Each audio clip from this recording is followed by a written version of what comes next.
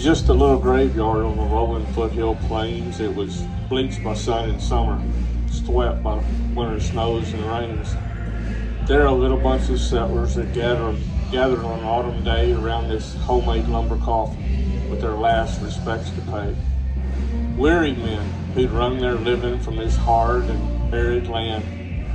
Beside them stood their women, faded wives with toil-worn hands. But among us stood one figure who was wiry, straight, and trim. Everyone among us knew it was a Bronco twister Jim. Just a bunch of heart and muscle, tempered with a savage grit. He had the reputation of a man who'd never quit. He'd helped to make the coffin, and he'd helped to dig the grave. His instincts must have told him how we were supposed to behave. Oh, we didn't have a preacher. The crowd was mighty slim, just two women with weak voices singing an old-time funeral hymn. That was all we had for service. The old wife was sobbing there for her husband of a lifetime, laid away without a prayer. She turned and saw the Bronco twister. She walked right up to him, put one trembling arm around him and said, "Pray, please, won't you, Jim?" Well, you could see his figure straighten and that look of quick surprise shoot across his swarthy features and his hard daredevil eyes. Well, he could handle any Bronco, and he never dodged the fight. It was the first time anybody had ever seen his face turn white. But he took his large sombrero off his rough and shaggy head. Lord, I wish I could remember what that Bronco peeler said as he turned towards the mountains where the drifting shadows played. Silence must have reigned in heaven when they heard the way Jim prayed. No, he wasn't educated. On the range, his youth was spent, but the maker of creation knew exactly what he meant.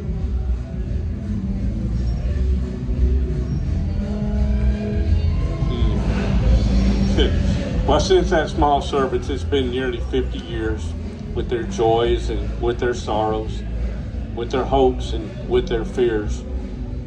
But I hope when I'm finished and they've laid me with the dead, some old cowboy will say a prayer above me, like that Bronco peeler said.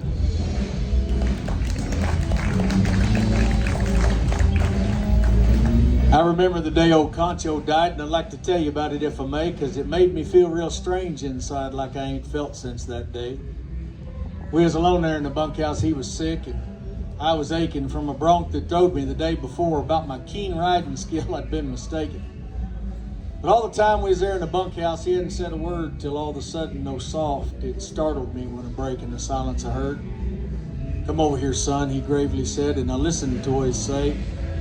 About all the things he'd done in life, what he'd like to have done in his day. He talked of open ranges and the places that he'd known, the big outfits he'd ridden for, from Montana to Old Mexico. He talked about the friends he'd lost in Germany in the war. A tear rolled down his wrinkled cheek as he paused, and then he named some more. He asked me to read the Bible, Psalm 23, I believe. "The Lord is my shepherd, I shall not want." And then he took hold of my sleeve and he said, "Son, let no man mock you when you pray to Christ our Lord, and look for all the answers in life within his holy word. Oh, roping skill and riding's important here in this life we live, but as we travel this journey, my son, there's something more important to give. Oh, teach those skills to the young ones," he said, and boy, he'd sure taught me. "But leave with them also the knowledge you have of what Christ did for you and for me." He breathed in deep a couple of times, and then he sort of sighed, but still clutching my arm, but with a smile on his face, he softly and quietly died. I'll never forget the things he said and how he made me feel that day. And I pray when it's my time to cross the divide, I'll make a young puncher feel that way.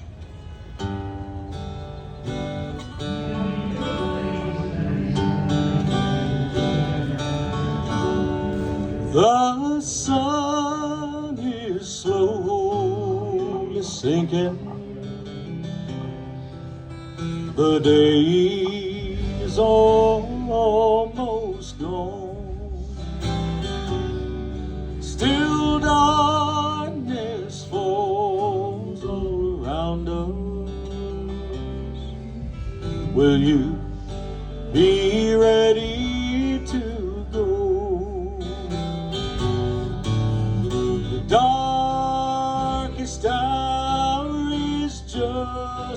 before the dawn. The narrow way leads home.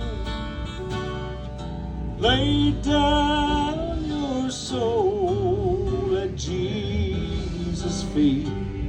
The darkest hour is just before the dawn.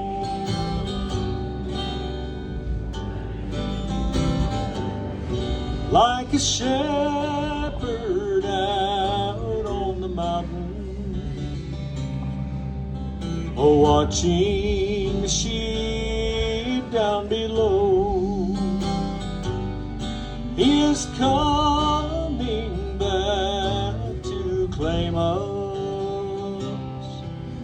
Will you be ready to go?